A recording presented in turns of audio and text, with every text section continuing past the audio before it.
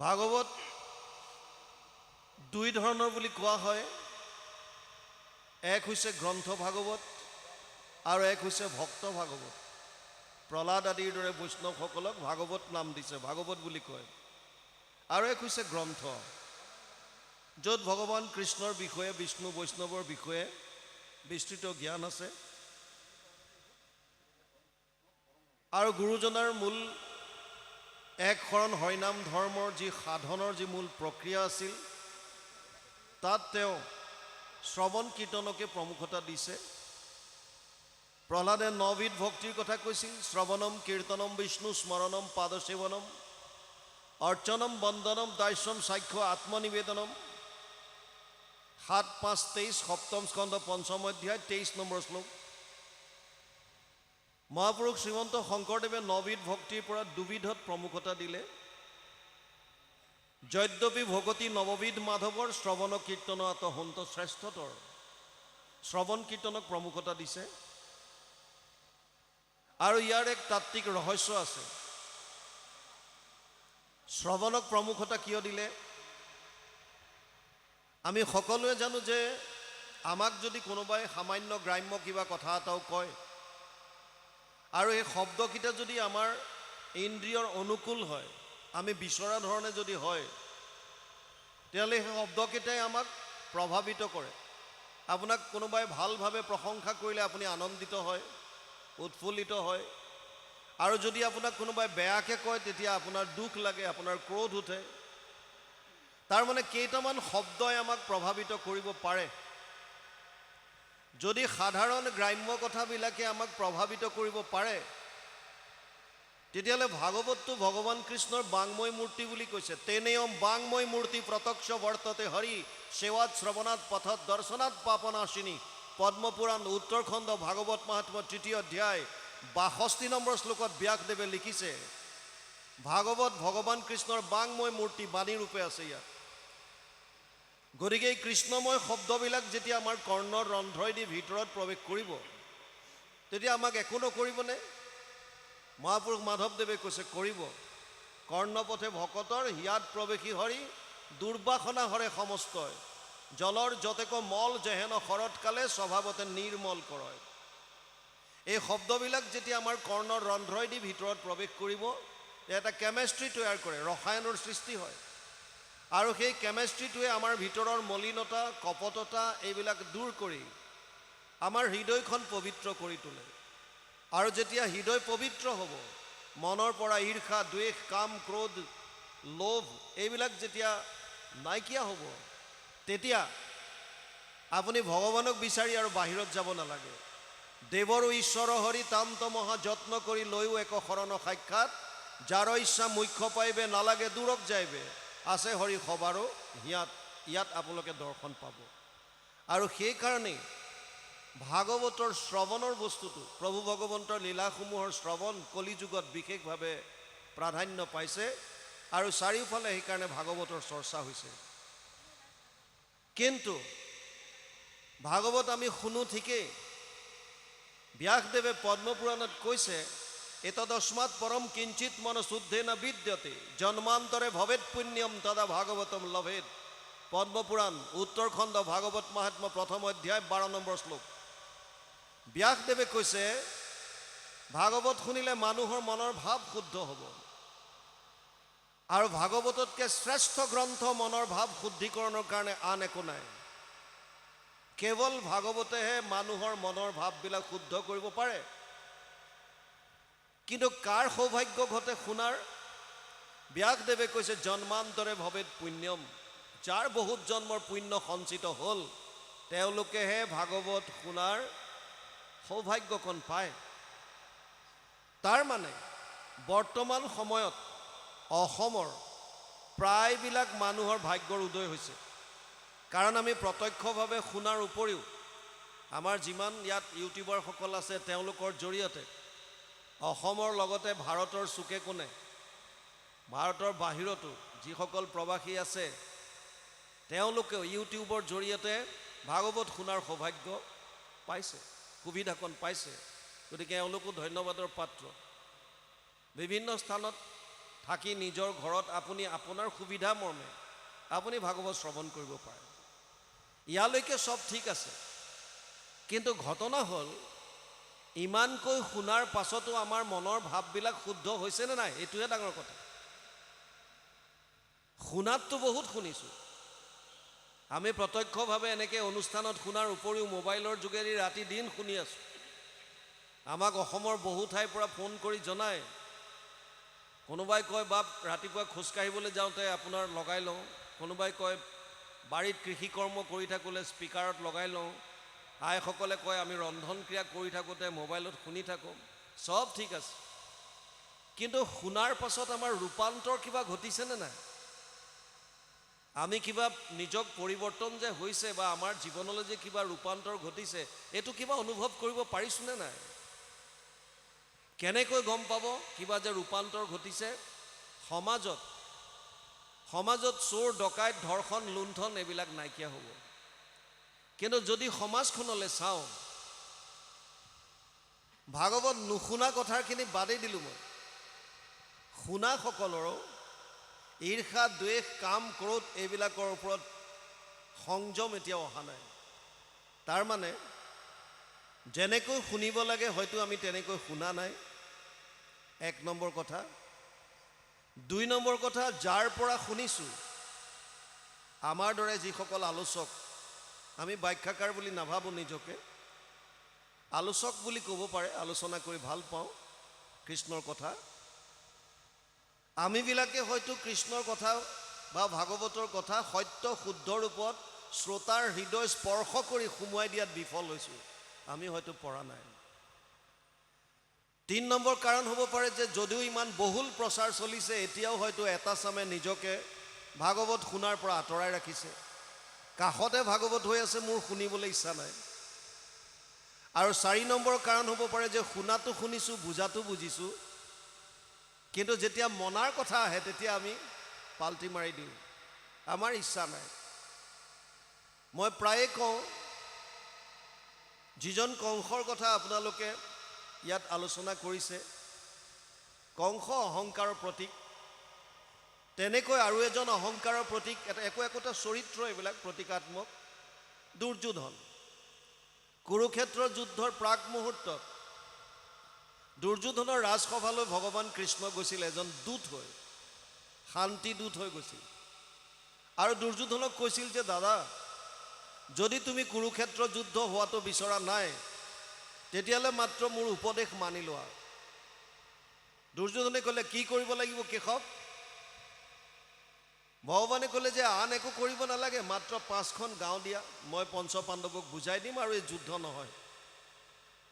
দুৰ্যোধনে ক'লে যে 5খন গাঁওটো বহুত দূৰৰ কথা, মই বেজীৰ আগত উঠা সামান্য মাটিকণো বিনা যুদ্ধত নিদিওঁ। আৰু তেতিয়া ভগৱান কৃষ্ণই দুৰ্যোধনক কৈছিল যে দাদা, তুমি ধৰ্ম কি বুজি পোৱা নে নাই? তেতিয়া দুৰ্যোধনে কৈছিল জানামি ধৰ্মম নাচমে প্ৰবৃত্তি, ধৰ্ম কি মই জানো, কিন্তু মোৰ মানিবলৈ ইচ্ছা নাই। ভগৱানে ক'লে যে অধৰ্ম কি জানানে নাই? দুৰ্যোধনে কৈছিল জানামি অধৰ্মম নাচমে নিবৃত্তি, অধৰ্ম কি সেইটোও জানো মই, কিন্তু মই নকৰাকৈ থাকিব নোৱাৰোঁ। কেনাপি দেৱেনা হৃদি স্থিতম যথা নিয়োজয়সী তথা কৰমি। মহাপুৰুষ মাধৱদেৱীয়ে শ্লোকটোৰ অনুবাদ ঘোষাত কৰি থলে, ধৰ্মক জানোহো মই তথাপি প্ৰবৃত্তি নাই, অধৰ্মত নিবৃত্তি নহয়, হৃদিস্থিত হৈয়া তুমি যেন কৰাবহা স্বামী, ঋষিকেশ কৰিব তেনেয়। আমি জনাত জানো কোনটো ধৰ্ম কোনটো অধৰ্ম, কোনটো ভাল কোনটো বেয়া। যদি নাজানিলেহেঁতেন তেতিয়াহ'লে বেয়া কামবিলাক মানুহে মনে মনে নকৰিলেহেঁতেন। যিমানবিলাক অপকৰ্ম সংসাৰত হৈ আছে, সমাজত হৈ আছে, প্ৰত্যেকবিলাক অপকৰ্ম বা বেয়া কাম মনে মনে হয়, লুকুৱাই লুকুৱাই কৰে। কিয়? যদি গমেই নাপায় বেয়া বুলি, তেতিয়াহ'লে ওপেন কৰিব লাগে, খোলা খুলি। কিন্তু খোলা খুলিকৈ কোনেও নকৰে, মনে মনে কৰে। তাৰ মানে কি? তাৰ মানে আমি জানো যে এইটো বেয়া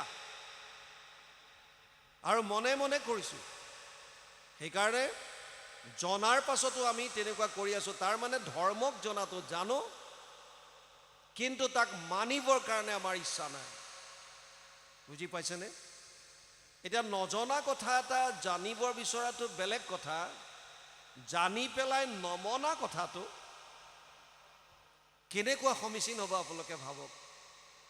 তথাপিও গুৰুজনাই কৈছিল যে বাৰে বাৰে শ্ৰৱণ কৰিলে হয়তো কেতিয়াবা কাৰোবাৰ অকণমান হ'লেও এটা চেঞ্জ আহিব পাৰে, আৰু যেতিয়া বাৰে বাৰে আমি শুনি থাকিম, বাৰে বাৰে শ্ৰৱণ কৰি থাকিম, তেতিয়া হয়তো এদিন গৈ পেলাই তেওঁলোকৰ ভিতৰৰ পৰা এই কপটতা, মলিনতা, এই সমস্তবিলাক নাশ হৈ সত্য শুদ্ধ যিটো ঐশ্বৰিক প্ৰেম, যিটো ভগৱানৰ প্ৰতি শুদ্ধ প্ৰেম, এইটোৰ হয়তো প্ৰকাশ পাব পাৰে। সেইকাৰণে শ্ৰৱণক প্ৰমুখতা দিছে। ভাগৱত আৰম্ভ হৈছে নৈমিষাৰণ্যত। আমি সকলোৱে জানো 28,000 ঋষিমুনি একত্ৰিত হৈছে। ভাগৱতৰ মূল প্ৰশ্নটো বুজি লওক। য'ত যিমান যি কথা শুনিছোঁ তাৰ মূল লক্ষ্যটো কি? প্ৰশ্নকেইটা বুজি ল'লে আপোনালোকে তাৰ অৰ্থবিলাক গৈ লাষ্টত গম পাব। 28,000 ঋষিক প্ৰতিনিধিত্ব কৰিছে শৌনকে। শৌনক কোন? কথামৃত ৰসস্বাদ কুশল শৌনকো অব্ৰবীত। যিজন কথামৃত পান কৰাত কুশল, সেইজনৰ নাম দিছে শৌনক। শৌনকে প্ৰশ্ন কৰিছে, তত্ৰ তত্ৰ অঞ্জস আয়ুষ্মান ভৱতা যত বিনিশ্চিতম পুংসাম একান্তত শ্ৰেয় তৎ না সমচিতুম অৰ্হসি।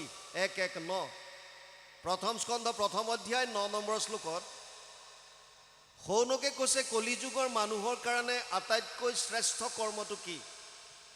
যিটো কৰ্মৰ দ্বাৰা তেওঁলোকে পৰম কল্যাণ সাধন কৰিব পাৰিব। এইটো হৈছে মূল ভাগৱতৰ ভেটি। ভাগৱত ক'বলগীয়া কিয় হৈছে? মূল প্ৰশ্ন এইটো যে কলিযুগৰ মানুহে কল্যাণ সাধনৰ অৰ্থে কৰিবলগীয়া আটাইতকৈ শ্ৰেষ্ঠ কৰ্মটো কি? এইটো শৌনক আদি ঋষি সমস্তই সুত মুনিক সুধিছে। উত্তৰ দিয়াৰ আগতে খালি শৌনকে কৈছে যে হে সুত মুনি, তুমি যিকোনো উপায় দিলে কলিযুগৰ মানুহে অৱলম্বন কৰিব নোৱাৰিব। কিয়? 8টা বস্তু কলিযুগত হ্ৰাস পাব। ততচ্চ অনুদিনম ধৰ্মম সত্যম শৌচম ক্ষমা দয়া কালেন বলেন ৰাজন নংসতি আয়ু বলম স্মৃতি। 12:2-1 দ্বাদশ স্কন্ধ 2য় অধ্যায় 1ম শ্লোক ভাগৱত। 8টা বস্তু কমিব কলিযুগৰ মানুহৰ: ধৰ্ম, সত্য, শৌচ, ক্ষমা, দয়া, আয়ুস, বল, স্মৃতি। আমাৰ আয়ুস কমিব, শাৰীৰিক বল কমিব, স্মৃতি শক্তি হ্ৰাস পাব। তেতিয়া আমাৰ কাৰণে উপযুক্ত, কলিযুগৰ মানুহৰ কাৰণে উপযুক্ত উপায় বিচাৰিছে। যদি সুতমুনিয়ে ক'লেহেঁতেন যে ঠিক আছে, যদি কোনোবাই কল্যাণ সাধিব বিচাৰিছে 1000 বছৰ তপস্যা কৰক, কলিযুগৰ মানুহৰ কাৰণে এইটো সম্ভৱ নহয়। কিয়? ইমান দিন জীয়াই নাথাকে। সেইকাৰণে শৌনকে প্ৰথমে কৈছে, হে সুতমুনি, প্ৰায়েনা অলপায়ুষ সভ্য কলৌ অস্মিন যুগে জনা মন্দ সুমন্দ মতয়ো মন্দিয় ভাগ্য হি উপদ্ৰতা। 1:1-10 প্ৰথম স্কন্ধ প্ৰথম অধ্যায় 10 নম্বৰ শ্লোক ভাগৱত। তাত কৈছে, হে সুতমুনি, কলিযুগৰ মানুহৰ আয়ুস কম, প্ৰায়েনা অলপায়ুষ। কিমান আয়ুস? 100 বছৰ। প্ৰহ্লাদে আকৌ ইয়াৰ ব্ৰেকআপ দিছে। পুৰুষৰ আয়ুস শত বৰিষ সাক্ষাৎ তাহাৰ অৰ্ধেক যায় বিফলে নিদ্ৰাত। আধাটো শুই থাকোঁতে যায়। বিংশতি বৰিষ যায় বালক ক্ৰীড়াত, আৰু বিংশতি যায় জৰা অৱস্থাত, বৃদ্ধ অৱস্থাত 20 বছৰ। জীৱা অৱশেষ আয়ু থাকয় যুৱাত, সিও কামে ক্ৰোধে লোভে যায় অজ্ঞানত। গতিকে যি 100 বছৰ পাইছোঁ তাকো চাই থাকোঁতে খতম। সেইকাৰণে আটাইতকৈ সহজ উপায় বিচাৰিছে শৌনকে। ক'বলৈ আৰম্ভ কৰিব ধৰিছে সুতে। শৌনকে কৈছে, ৰ'বা, আৰু এটা কথা বুজি লোৱা। আমাৰ যে 28,000 ঋষিমুনি দেখিছা, এইবিলাক নপঢ়া নুশুনা নহয়। 28 সহস্ৰ ঋষি, বেদত প্ৰধান, গুৰুজনাৰ কলম। 28,000 ঋষি চব বেদত উস্তাদ। গতিকে এওঁলোক নপঢ়া নুশুনাকৈ তোমাৰ ওচৰত অহা নাই যে একো অধ্যয়ন নকৰাকৈ আহিছে উপায় দিয়া, এনেকুৱা নহয়। সমস্যাটো কি? সমস্যা হৈছে ভুৰিনী ভুৰি কৰ্মানী শ্ৰুতব্যানী বিভাগছ। শাস্ত্ৰ বহুত আছে আৰু বিভিন্ন শাস্ত্ৰত বিভিন্ন মত দিছে। সমস্যাটো তাত। আপোনালোকে জানি আচৰিত হ'ব, বেলেগ সম্প্ৰদায়বিলাকলৈ যদি চাই তেতিয়াহ'লে ধৰ্মগ্ৰন্থ 1খন বা 2খন।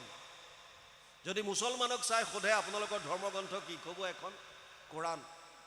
খ্ৰীষ্টিয়ানক যদি সোধে তোমালোকৰ ধৰ্মগ্ৰন্থ কি, ক'ব বাইবেল। শিখসকলক যদি সোধে ক'ব যে কি, বোলে গুৰু গ্ৰন্থ চাহিব। বুদ্ধিষ্টক যদি সোধে তোমালোকৰ ধৰ্মগ্ৰন্থ কি, ক'ব যে ত্ৰিপিটক। আৰু আমাৰ 4 বেদ, 14 শাস্ত্ৰ, 18 পুৰাণ, স্মৃতি শাস্ত্ৰ বেলেগ, দৰ্শন বেলেগ, 2খন মহাকাব্য, গীতা, অগণন শাস্ত্ৰ আছে। শাস্ত্ৰ থকাটো আপত্তি নাই, ডাঙৰ কথা হৈছে এখনৰ লগত এখনৰ মিল নাই। বুজি পাইছে নাই? সমস্যাটো তাত হৈছে এখন শাস্ত্ৰৰ লগত আনখনৰ মিল নাই। কৰবাত কৈছে কল্যাণ কৰিবৰ কাৰণে যাগ যজ্ঞ পূজা পাতল কৰা, যিসকলৰ হাতত সেইখন গ্ৰন্থ পৰিছে তেওঁলোকে তেনেকে কৰি আছে, আপুনি মই নিন্দা কৰিবলৈ কোন? কৰবাত কৈছে যাগ যজ্ঞ পূজা পাতলত নাপাবা, তুমি দান দক্ষিণা কৰা, তেওঁলোকে তেনেকৈ চলিছে। কৰবাত কৈছে তাত নাপাবা, জপ তপ তীৰ্থ কৰা, তেওঁলোকে তেনেকৈ কৰিছে। কৰবাত কৈছে নাই, ঘৰ দুৱাৰ বাদ দি সন্ন্যাস ব্ৰত ধাৰণ কৰা আৰু পৰ্বত বা জংঘলৰ মাজত গৈ ধ্যান ধাৰণা সমাধিৰ দ্বাৰা পৰম কল্যাণ সাধিব পাৰিবা। বছ ঘৰ দুৱাৰ বাদ দি কেৰুৱা বস্ত্ৰ পৰিধান কৰি ওলাই গৈছে। আপুনি কাকো নিন্দা কৰিব নোৱাৰে। যেতিয়ালৈকে শাস্ত্ৰৰ উত্তম গীতা ভাগৱত মানুহে অধ্যয়ন নকৰে তেতিয়ালৈকে জীৱনৰ আচল মাৰ্গ পোৱাটো ইমান সম্ভৱ নহয়। মাধৱ পুৰুষকে চাওক, তেওঁ শাস্ত্ৰত পণ্ডিত আছিল, যেতিয়ালৈকে গুৰুজনাক লগ পোৱা নাই তেওঁতো এয়া কামতে ব্যস্ত আছিল। আনকি মাকৰ নৰিয়াৰ পৰা সুস্থ হ'বৰ কাৰণে পাঠা ছাগলী আগবঢ়াইছে বলি দিবৰ কাৰণে। গুৰুজনাক লগ পোৱাৰ পাছত যেতিয়া গুৰুজনাই ভাগৱতৰ তত্ত্ব বুজাই দিলে, যথা তৰুৰ মূলে নিচেচানে ন তৃপ্যন্তি তদ স্কন্দ ভুজ উপশাখা প্ৰাণোপহাৰাচ্য যথেন্দ্ৰিয়ানম তথা সৰ্ব অৰ্চনম অচ্যুতেজ্য 4:31-14 চতুৰ্থ স্কন্ধ 31 নম্বৰ অধ্যায় 14 নম্বৰ শ্লোক যেতিয়া বুজাই দিলে, বৃক্ষৰ মূলত যদি দেও আনি জল, ত্ৰিপিটি হুৱন্ত তাৰ পত্ৰ পুষ্প ফল, ডালে পাতে সিঞ্চে যদি মূলত নেদয়, কদাচিতো ডালে পাতে ত্ৰিপিটি নহয়। ভোকাতুৰ নৰে যদি অন্নক ভুঞ্জয়, ইন্দ্ৰিয়ৰ প্ৰীতি তাৰ সাধে আতিশয়, ভোজন বিহীনে পিন্ধে বস্ত্ৰ অলংকাৰ, ইন্দ্ৰিয়ৰ একো প্ৰীতি নসাধ হয় তাৰ। গুৰুজনাই ক'লে কৃষ্ণক পুজিলে পূজা সমস্তৰে হয়, পৃথকে পুজিলে পূজা কেহু নলয়। বছ লগে লগে মহাপুৰুষ মাধৱদেৱ শৰণাগতি হ'ল, গুৰুজনাক আধ্যাত্মিক গুৰু হিচাপে গ্ৰহণ কৰিলে আৰু সেইদিনাৰ পাছত তেওঁ পাছলৈ ঘূৰি চোৱা নাই। কিন্তু তাৰ আগলৈকে বিভিন্ন শাস্ত্ৰ পঢ়িছে, শাস্ত্ৰত পণ্ডিতো হয়, কিন্তু তেওঁ তেওঁৰ মতে চলি আছিল। আৰু সেইকাৰণে শৌনকে ভাগৱতৰ প্ৰথমতেই সুতমুনিক ক'লে, ভুৰিনি ভুৰি কৰ্মাণি শ্ৰুতব্যানি বিভাগশ অত সাধু অত্ৰ যত সাৰম সমুদ্ধৃত্য মনীষয়া মাম ব্ৰুহি শ্ৰদ্ধাননম যেন আত্মা সম্প্ৰসিদ্ধতি 1:11 প্ৰথম স্কন্ধ প্ৰথম অধ্যায় 11 নম্বৰ শ্লোকত শৌনকে কৈছে, হে সুতমুনি, শাস্ত্ৰ বহুত আছে আৰু বিভিন্ন শাস্ত্ৰত বিভিন্ন মত দিছে, সেইকাৰণে তুমি যিহেতুকে শাস্ত্ৰজ্ঞ, সমস্ত শাস্ত্ৰ জানা, সেইকাৰণে সমস্ত শাস্ত্ৰৰ সাৰ মৰ্মটো উলিয়াই কলি যুগৰ মানুহৰ শাৰীৰিক আৰু মানসিক সামৰ্থ্যতাৰ প্ৰতি লক্ষ্য কৰি আটাইতকৈ সুগম মাৰ্গটো তুমি আমাক দিয়া। আৰু তেতিয়া সুতমুনিয়ে কৈছে, চিন্তা কৰিব নালাগে, এনেকুৱা এটা মাৰ্গ মই তোমালোকক দিম, যিটো মাৰ্গ অৱলম্বন কৰি ৰজা পৰীক্ষিতে 7 দিনত পৰম গতি লাভ কৰিলে। মই এনেকুৱা এটা তোমালোকক উপায় ক'ম, যিটো উপায় অৱলম্বন কৰি ৰজা খটাংগই 45 মিনিট 2 দণ্ডত পৰম গতি লাভ কৰিলে। আৰু তেতিয়া সুখদেৱ পৰীক্ষিতৰ মাজত কি কথোপকথন হৈছিল এই কথাখিনি সুন্দৰভাৱে আগবঢ়াইছে। আৰু বৰ্তমান আহি আপোনালোকে 10ম স্কন্ধ এতিয়া শ্ৰৱণ কৰি আছে। 10ম স্কন্ধত বৰ্তমানলৈকে আপোনালোকে পালে, আমাৰ আগৰজন বৰ সুন্দৰভাৱে ব্যাখ্যা কৰি গৈছে। ভগৱান কৃষ্ণৰ অৱতাৰ হ'ল, গোকুলত গৈ থ'বলগীয়া হ'ল মথুৰাৰ পৰা, আৰু তাৰ পাছত এতিয়া ইয়াত যেতিয়া যোগমায়াক বধ কৰিবলৈ ধৰিছিল, যোগমায়া হাতৰ পৰা, কংসৰ হাতৰ পৰা উৰি গুচি গ'ল। আৰু যোগমায়াই যেতিয়া ক'লে যে তোক যিজনে বধ কৰিব সেইজনে ইতিমধ্যে জন্ম লৈছে, তাৰ পাছত কংসৰ মনলৈ অনুতাপ ভাৱ আহিছে, আৰু তেতিয়া তেওঁ এতিয়া নিজৰ ভনীয়েকক কৈছে, তোমাষাৰ 6 তনয় মাৰিলোঁ অধৰ্ম একো নাচায়, যেহেন ৰাক্ষসে একোৱে নাচায় আপোন পৰকো খায়, তুমি খব আওৰ অনুতাপেৰা পুত্ৰ মৃতক পুত্ৰক প্ৰতি, চিৰকাল প্ৰাণী একত্ৰে নাথাকৈ বিষম দৈবৰ গতি। কংসই ভনীয়েকক বুজাইছে যে মই মোৰ নিজৰ জীৱনটো বচাবৰ কাৰণে ৰাক্ষসৰ দৰে মোৰ নিজৰ তোমাৰ 6টা তনয় মই মাৰি দিলোঁ, কিন্তু এতিয়া মই গম পাইছোঁ আচলতে যি হয় চব এয়া একোটা দেৱৰ বিষম গতি। আমি যদিও বেলেগক দোষাৰোপ কৰোঁ যে অমুকৰ কাৰণে মোৰ এনেকুৱা হ'ল, অমুকৰ কাৰণে মই আজি এনেকুৱা পাবলগীয়া হৈছে, অমুকৰ কাৰণে মই চাকৰিটো নাপালোঁ, অমুকে মোক পোৱা ঘৰটো আজি নিদিলে, এয়া চব একোটা অজুহাত। আচলতে আপোনাৰ জীৱনত যিমান যি ঘটনা ঘটে, প্ৰত্যেকটো ঘটনাৰ দায়ী আপুনি। এই কথাটো আপুনি মানি লওক বা নলওক। অনিষ্টম ইষ্টম মিশ্ৰম ত্ৰিবিধা কৰ্মনা ফলম ভৱতি ত্যাগিনাম প্ৰত্য নাতু সন্ন্যাসিনা ক্বচিত।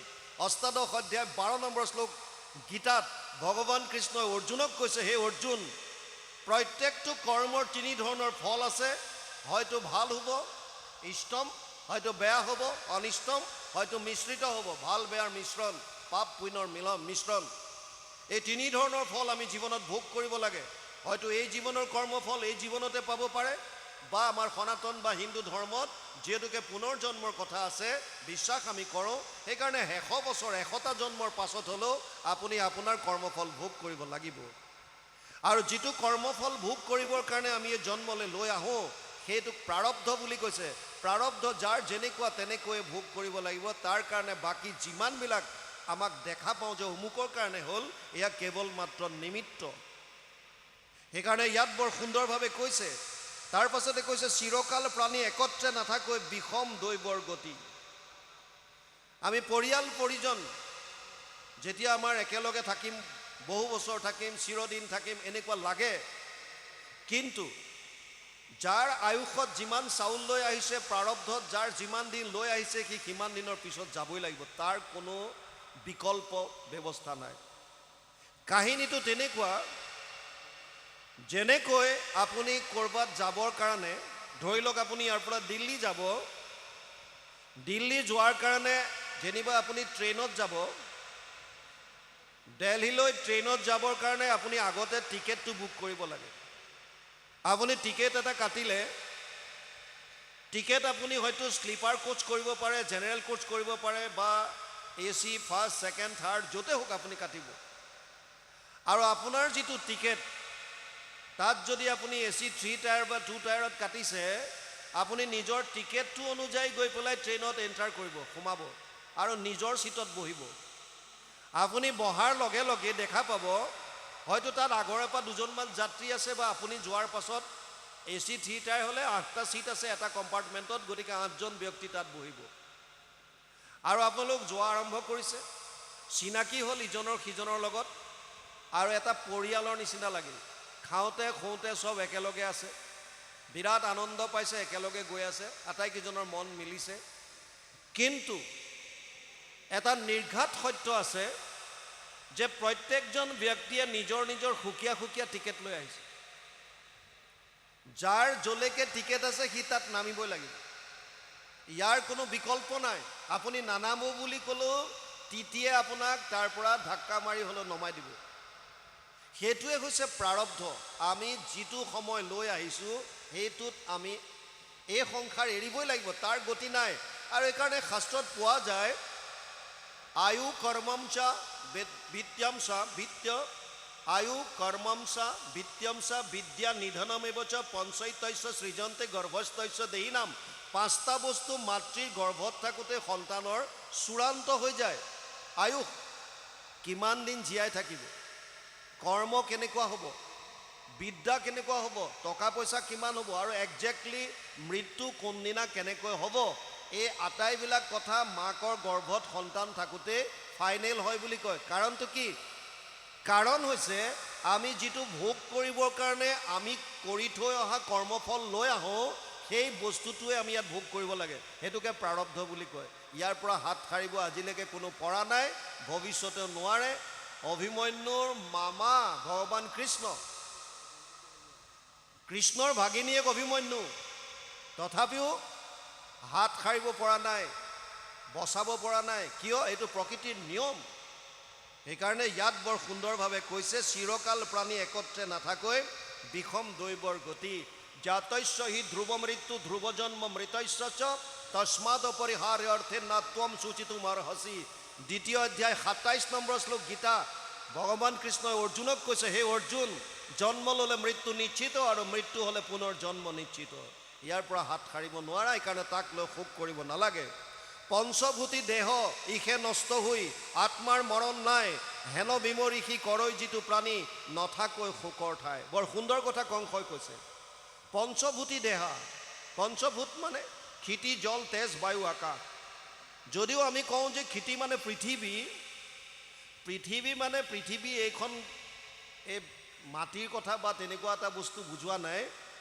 পঞ্চভূতত যিটো আমাৰ শৰীৰত যিখিনি চলিড আছে, যেনেকৈ লিকুইড এটা অৱস্থা আছে, জুলীয় এটা অৱস্থা আছে, তেনেকৈ আমাৰ শৰীৰত যিমানবিলাক মাংস, মেদ এনেকুৱা যিমান বস্তু আছে এইখিনি ক্ষিতি বুজাইছে। ইয়াত তেজ বা পানী যিমানখিনি শৰীৰত আছে সেইখিনিক জল বুজাইছে। ইয়াত যিটো অগ্নিতত্ত্ব আছে, জঠৰ অগ্নি, যিটোৱে আমাক ভোজন চোজন কৰিলে হজম কৰে, সেইটো অগ্নি বুজাইছে।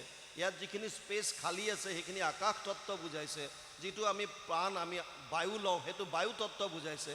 এনেকৈ পঞ্চভূতি শৰীৰত, আমাৰ এই শৰীৰটো পঞ্চভূতি কয়। 24 তত্ত্বৰ দ্বাৰা গঠিত এইটো শৰীৰ। এই শৰীৰটোহে মৃত্যু আছে। 6টা ইয়াৰ বিকাৰ আছে। অস্থি জায়তে বৰ্ধতে বিপৰিণামতে অৱক্ষ্যতি প্ৰণশ্যতি। 6টা বিকাৰ কেৱল শৰীৰটো। প্ৰথমতে অস্থি, মাকৰ গৰ্ভত স্থিত হয়।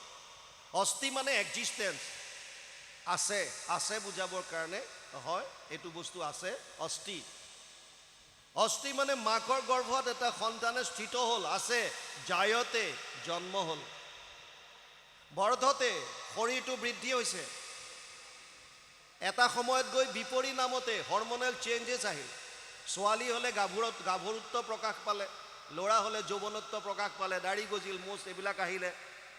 আৰু এটা সময়ত গৈ ৰৈ গ'ল, বৰ্ধনটো গৈ এটা সময়ত ৰৈ যায়। ৰৈ যোৱাৰ পিছত কি হয়?